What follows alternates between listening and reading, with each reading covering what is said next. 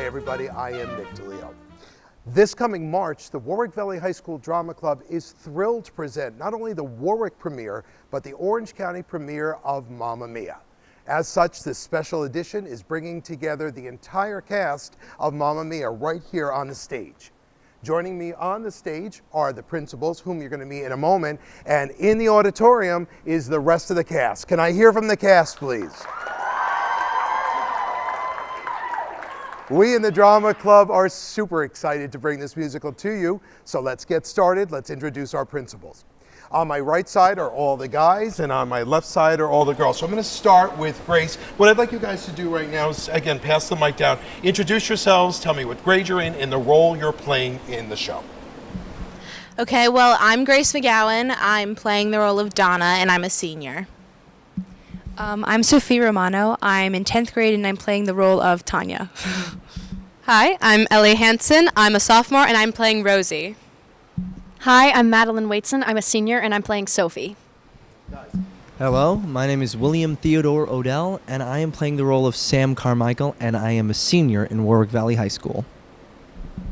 Hi, I'm Victor Galitzin. I'm in 12th grade, and I'm playing the role of Bill Austin.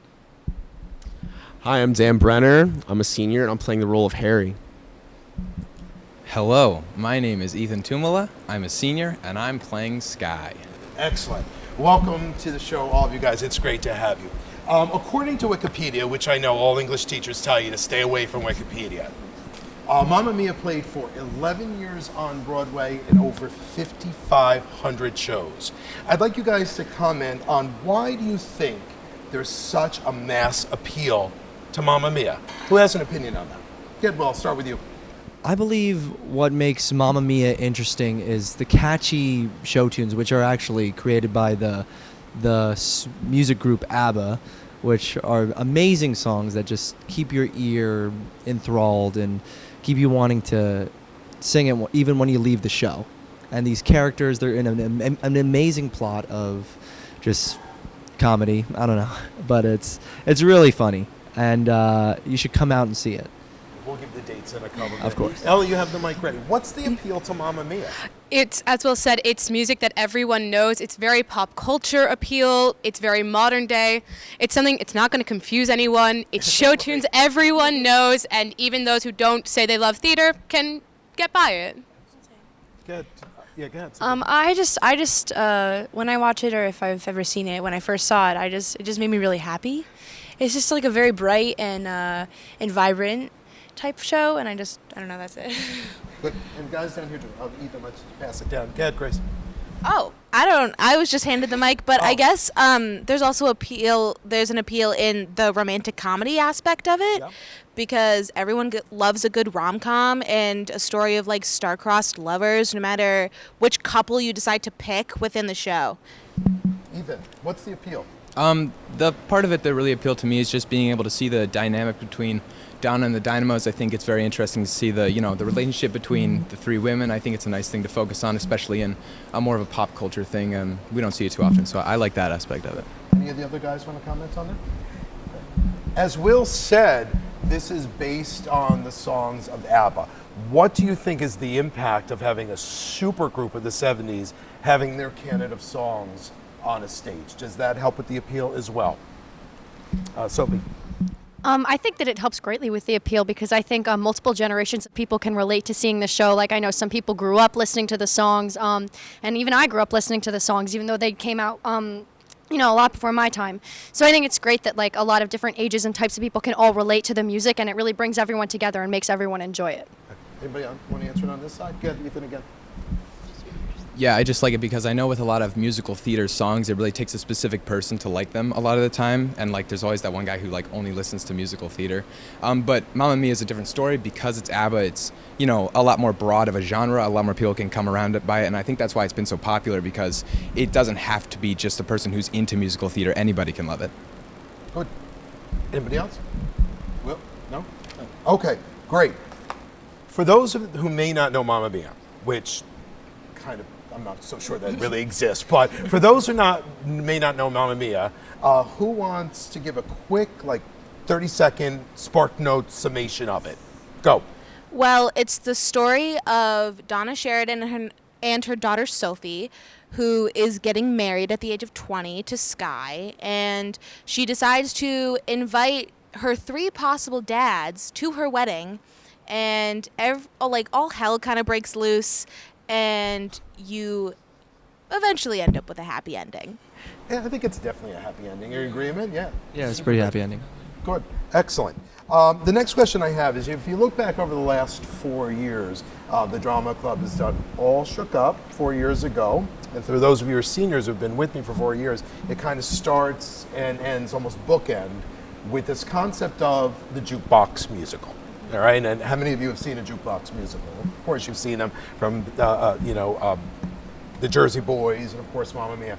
Which is harder in your estimation? Is it harder to do a traditional show like a 42nd Street, a pajama game, a showboat, or is it harder to do a show that has these built-in, well-known, established numbers that people know?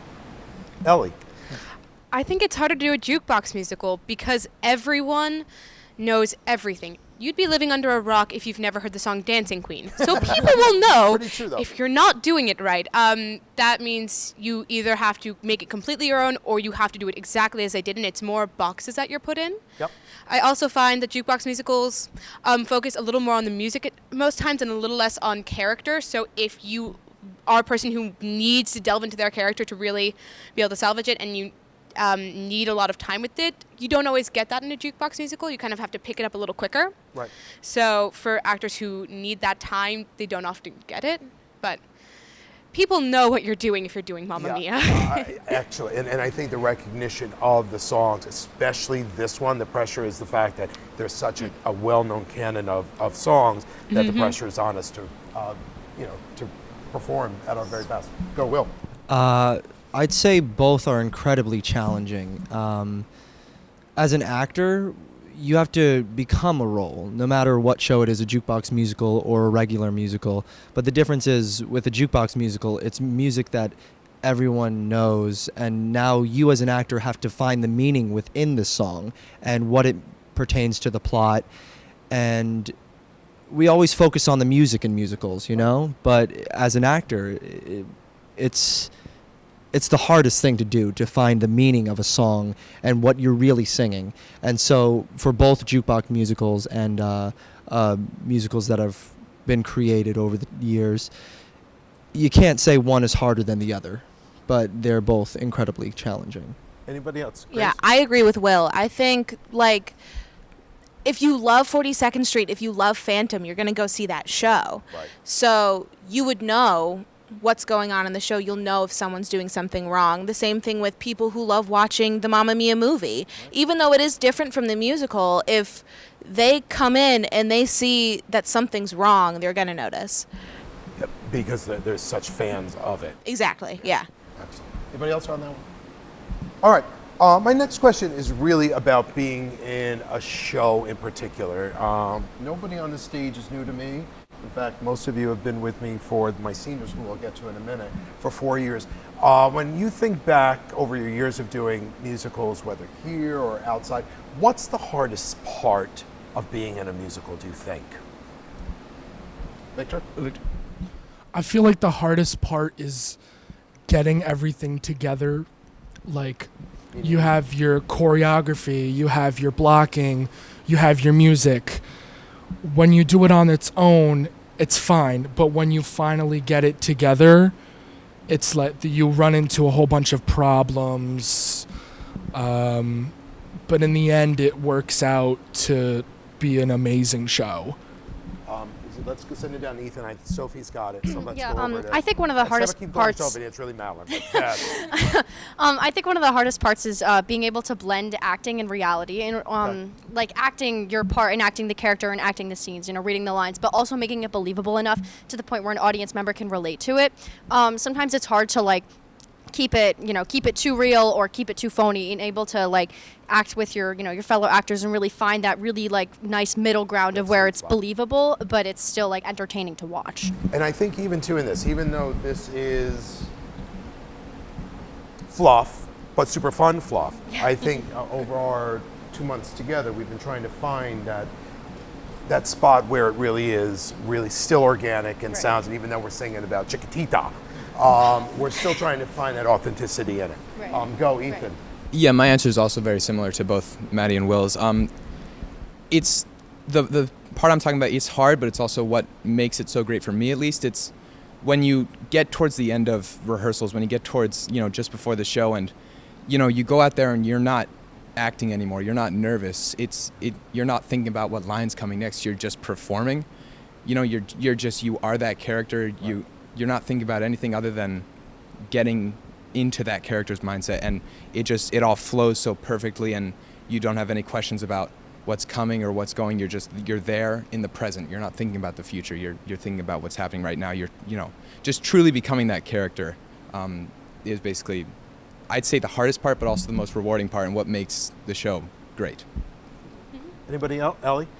I think the hardest part is just taking a step back and realizing that it's kind of not just you, because when you're starting out, you're like, okay, I have to know these lines, I have to know this choreography, I have to know these notes. Let's take, for instance, my part, Rosie. I'm the alto dynamo, meaning I never have a melody. So if I learn my alto lines, I learn my harmonies, and I know that I'm good at them, and I get loud because I know my parts. If I get too loud, I'm going to overpower the melody, and there'll be absolutely no melody. So it's like you have to take a step back, you have to blend. If you're an ensemble member, let's say you're killing your steps, so you're going a little too into it, but then you're becoming stylistically different from everyone else, and then you look weird. You're right. You just have to take a step back and realizing that it's just such an entire community even of people, and half of them you don't even know are there the entire time because you don't work with them, and realizing it's not just you. The bulk of you, and including the folks and our rest of our cast in the audience too, many of you, as I look across the stage, have been with me for, I said, 8 shows. Most of you stayed in the fall, and you stayed in spring, and some have just come to the spring. Generally, I want you guys to comment on why do you feel it's important to have a high school drama program in the high school? It brings people together. Something that a lot of theater kids say is that we're theater nerds, and not many people listen to. I'm happy to be a theater nerd. Yeah, we as people, we consider ourselves to be different than everyone else. We listen to show tunes and not like hip hop or stuff like that, and it's great to be in a community that really accepts you of whatever race you are, whatever religion, sexuality, and I can't think of any other group more accepting than theater, and especially in high school drama clubs. And I thank God every day that I come to rehearsal and I see all my friends and I get to do the thing that I love and just be myself and not be judged for it. And I think that's one thing that is really important with drama. Good. Anybody on this side why is it important to have a drama program in high school? Nobody? I mean, I think what Will said is a really good point. It's a safe haven for certain people. It's sometimes the only place that people are accepted. And as much as we are all a bunch of weirdos, we're a weird and dysfunctional and unconventional family. And I don't know, it's just a great community to be in. That's awesome. Yeah. Oh, no. No? Okay. I was just going to say that I've met thing. some of the best people I've ever known I've met by doing theater. Okay, we're down to our last. Go ahead, Ethan. Please. Mine's just really quick. I just want to say I think what makes theater so great in the drama club and all arts in the school program, I believe, is just the fact that, like they've been saying, we're very accepting, and I think that's because we have so many people here that are just different. I look at other groups in the school and I don't see any kind of, I don't see nearly as much just diversity of all aspects of who we are as I do in the drama club and stuff. And we're all just coming together for something we love, but we all have very different backgrounds, different, interests and likes. And I think that's what makes it so great, is just people coming together, with a common goal, but also being able to share their differences and their different perspectives on things. Good. Anybody else? All right, very quickly, I'm getting the wrap up for this. Very quickly, seniors. Very quickly. Ready? My last question. Give me a highlight from your years in drama club. Give me one, just quick. quickly. I think the feeling of when we were doing 42nd Street, and after hours and hours of running all of those tap numbers, the feeling that we finally got it right, just that like really feeling accomplished as a group, just knowing that we accomplished something that was so difficult and took so much time, but we really did it, and it looked amazing on stage, and everyone in the audience reacted to it so well. Just that feeling of like really getting something done. Will, quickly. For me, it was the time when all the girls in 42nd Street were still changing backstage, and we had to buy time for the audience. So Anthony and I devised a improvised scene where I said, "Hey Andy, did you see the game last night?" And he was like, "Yeah." And we did the entire who's on first, what's on second, I don't know who's on third scene from Abbott and Costello, and it's still my favorite today. Grace, quickly. Oh please. gosh, I don't know. I think the best feeling is being able to finish a show and then just walking out and seeing the audience and getting their perspective, because they're never going to tell you that you did horribly, but it's a great feeling to be able to like know that you did something good. Terrific. Victor. I kind of agree with Grace. I like the feeling. I like the feeling of when we finish a show, and how we all just like come together as like a great big family. I love that feeling. Yeah, I really like at the end when it all finally comes together, and we have the finished product, and it all is really coheres together, and then we get to hear back from everyone that sees it, and we're able to share it with them. And Ethan, wrap me up. Mine was last year, Beauty and the Beast. Not only was I, I've never been that excited to get a character before when I was, selected to be Lumiere. That really pumped me up. But then also, that show kind of put us through the ringer. You guys remember, that show really put us through the ringer, and it went right down to the end. And I just remember at the end of the show, on the first night that we actually performed in front of a full audience, I walked out in that crazy wig after we had transformed, and it was that final scene, and we all did that big giant group number, and the confetti poured down, and I just remember thinking to myself, wow, this is really, really beautiful and amazing, and we did this. So that was my favorite moment. Can I change Well, mine thanks really to quick? all of you. No, you can't change yours, Grace. I want to thank the cast of Mamma Mia for being here with us. Mamma Mia is going to play at Warwick Valley High School on Friday, March 15th at 7:30 p.m. and then on Saturday, March 16th at 1 o'clock and again at 7:30 p.m. Again, thanks to the kids for being here and making this happen. I am Nick DiLeo.